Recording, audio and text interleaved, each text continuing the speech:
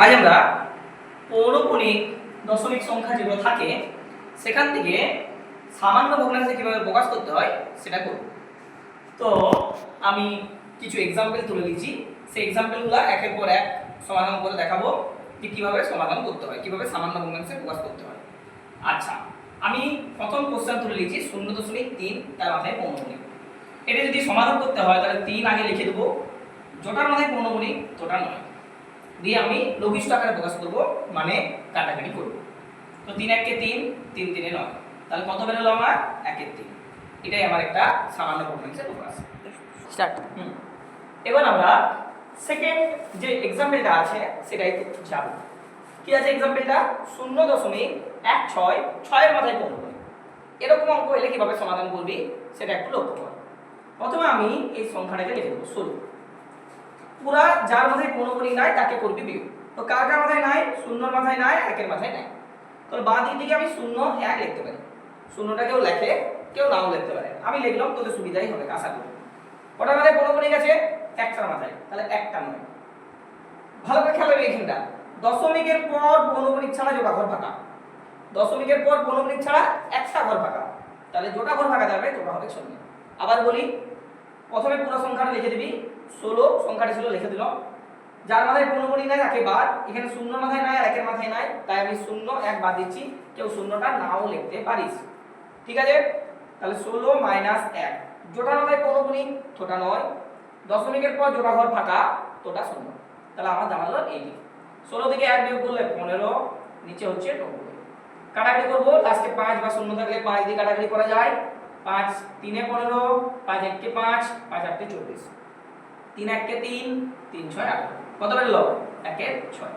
সামান্য ভগ্নাংশ প্রকাশ আশা করি বুঝতে পারছিস। আরো एग्जांपल দেবো, গভীরে ঢুকবো, কিন্তু আস্তে আস্তে, একসাথে তো সব পারবো না। এবার আমি एग्जांपल লিখি 1 0.123 তার মাথায় পৌনঃপুনিক। তো করব কি, আগে 123 পুরো সংখ্যাটা আমি লিখে দিলাম।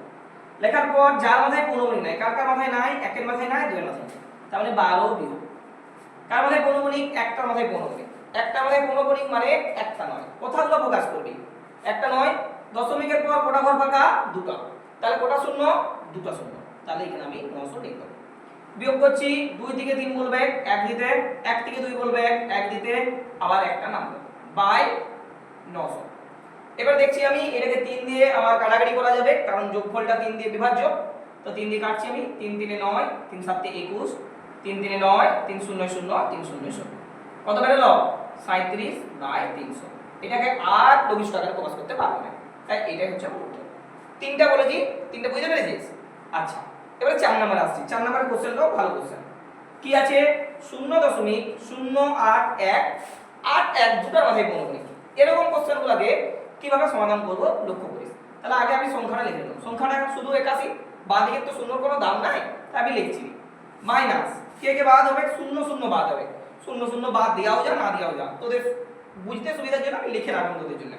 বাই, ওটা মাথায় পৌনঃপুনিক আছে দুটাই, তাহলে দুটা নয় হবে। কোটা নয় হবে? দুটা নয় হবে। খেয়াল রাখবি, দশমিকের পর কিন্তু পৌনঃপুনিক ছাড়া একটা ঘর ফাঁকা আছে, এই ঘরটা। দশমিকের পর তো শূন্য ধাপ আছে, তাহলে ওই ঘরটার জন্য আমার একটা শূন্য বসবে। দশমিকের পর জোড়া ঘর ফাঁকা, তোটা শূন্য। বারবার প্রকাশ করতে বলছি, দশমিকের পর জোড়া ঘর ফাঁকা, তোটা শূন্য। তাহলে কত বেরোলো? 81/990। আমি একবারে 9 দিয়ে কেটে দিচ্ছি। 9 9 81, 9 1 কে 9, 9 1 কে 9, 9 0 0। কত বেরোলো? 9/110। ঠিক আছে? আচ্ছা, এবারে আমি লাস্ট কোশ্চেনে যাচ্ছি, যেটা কিনা বারবার পরীক্ষায় আসে, ক্লাস 6 এর বেশি আসে, ক্লাস 6 এর এই মানে চ্যাপ্টারে বেশি প্রশ্ন দেয় না।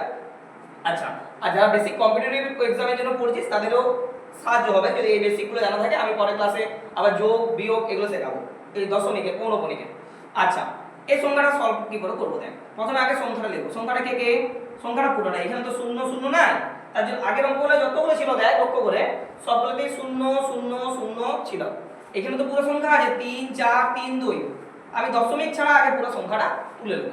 দিলাম, যার মাথায় পৌনঃপুনিক নাই সে ছাড়া, কে কার মাথায় পৌনঃপুনিক নাই? 3 আর 4 এর মাথায় নাই, তাহলে 3 আর 4 আমার বিয়োগ।